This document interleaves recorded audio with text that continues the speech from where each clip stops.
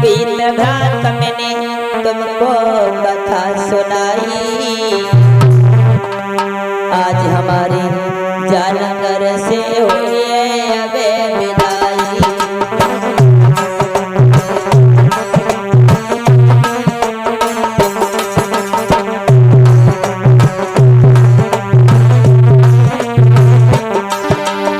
क्षमा चाहेंगे अपने बड़े बूढ़ों से, भाई बंधुओं से। 7 दिन में हमसे या हमारे साथियों से किसी प्रकार का कोई भूल बन गया हो तो अपना ही भाई समझ करके, अपना ही पुत्र समझ करके क्षमा करना। 7 दिन आगे बीत भ्रांत मैंने तुमको कथा सुनाई। आज हमारी जानकर से हुई है अब विदाई।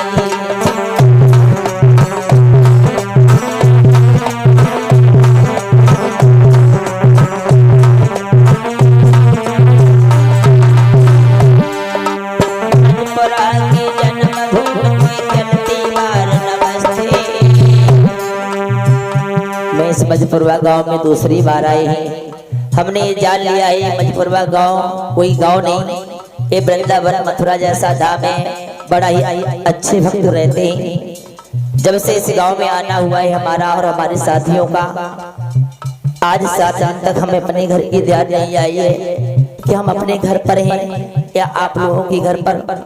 जिस किसी से मैंने कोई काम का तो किसी ने हमारे वचन को नहीं टारा है। क्षमा चाहेंगे सही भक्तों से। मधुपुरवा की जन्मभूमि में चलती बार नमस्ते। अभी यहाँ से चल जाएंगे कछु रोते कछु हंसते।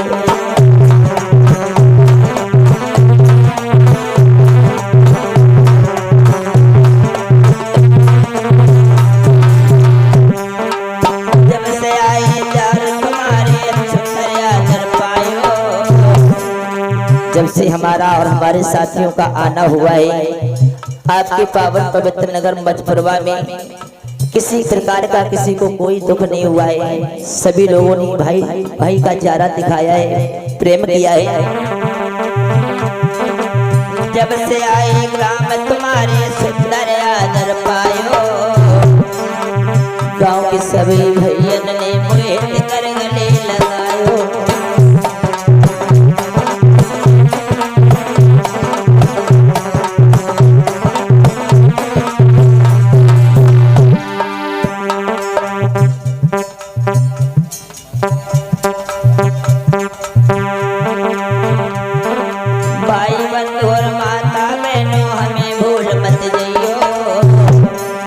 कहना चाहेंगे अपने नौजवान भाइयों से,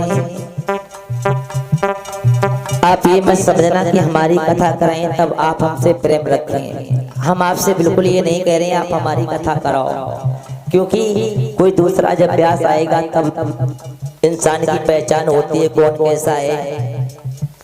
हर इंसान के अंदर गुण अवगुण हुआ करते हैं। तो कहना है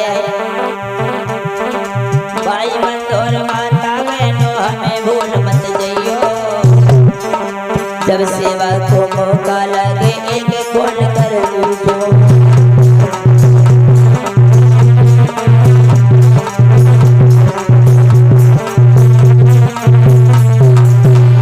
और समस्त कमेटी वाले भाइयों ने, समस्त ग्रामवासियों ने हमारा बड़ा ही सम्मान किया है। हम तो यही कहेंगे माता रानी सदैव अपने भाइयों के ऊपर असीम अनुकंपा बनाए रखना मैया। इस गांव में बड़ा ही अच्छे भक्त रहते हैं, हर साल आपकी सेवा करने के लिए 7 दिन तक टाइम निकालते हैं। वैसे इंसान के पास टाइम आजकल है ही नहीं बिल्कुल।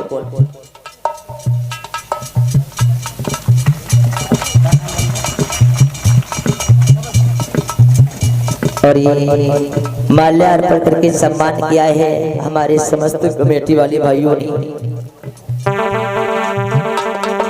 7 दिन से माता बहनों तुम्हें डांटे लगाई।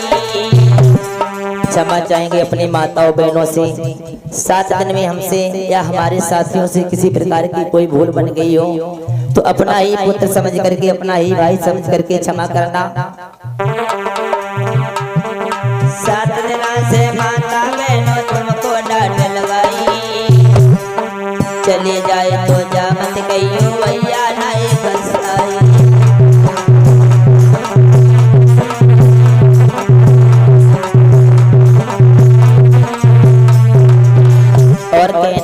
नौजवान भाइयों से मेरा इस बार आप लोग सभी लोग शामिल हुए इस भागवत में, तो हमें बड़ा ही खुशी आई, क्योंकि गांव में हमेशा एकता रखनी चाहिए। कभी भी गांव में अपनी फूट मत रखना।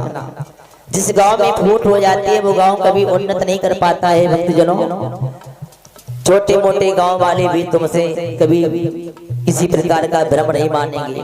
अपने गांव में सदैव भाई भाई का चारा निभाते रहना, तो आपका गांव मजफरवा है ना, अभी तो थोड़ी दूर तक इसकी पहचान है, पूरे भारत देश में फैल जाएगा ये कोई गांव मजफरवा है।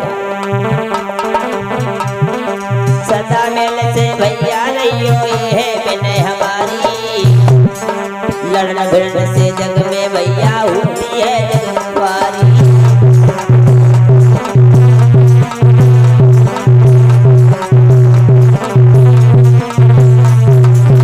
और ये चिमटा पर संगति कर रही हैं श्रीमान रामलाल चाचा जी। ये रोहिला के रहने वाले, बड़ा ही सुंदर चिमटा बजाते हैं।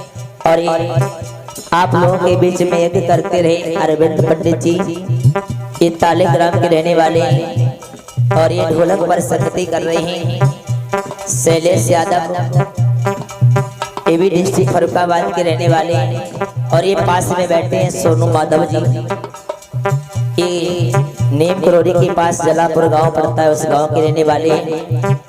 और ये जो साउंड आप लोगों के बीच में बजता रहा मिलन डीजे साउंड सर्विस, इसे तो आप लोग जानते ही होंगे, लुंजीपुर के भैया जी रहने वाले हैं।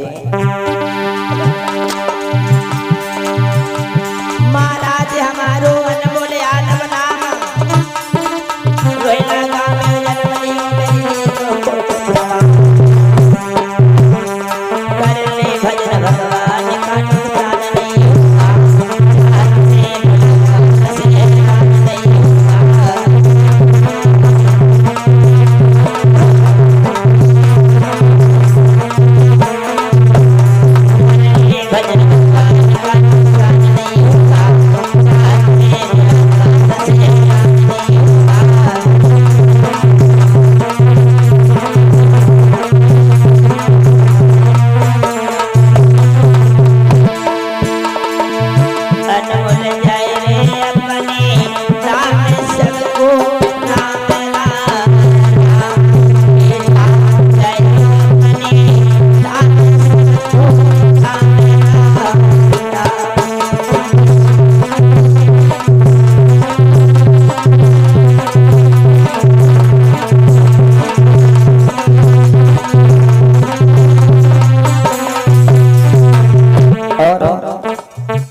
अपने अगर गांव की कथा श्रवण करना चाहें यूट्यूब पर, तो BK studio live channel subscribe करें, अनमोल शास्त्री लाइव, इन दो चैनलों पर आपके गांव की कथा श्रवण करने के लिए मिलेगी। आप थाली में दीपक जला लें तब तक।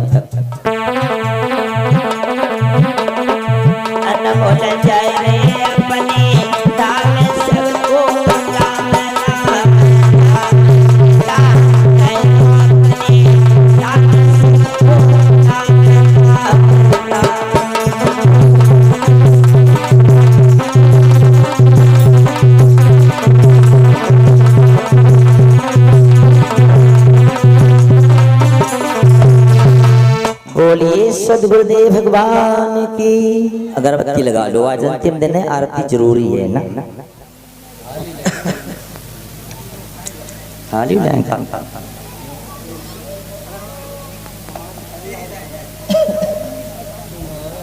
थाली कब ले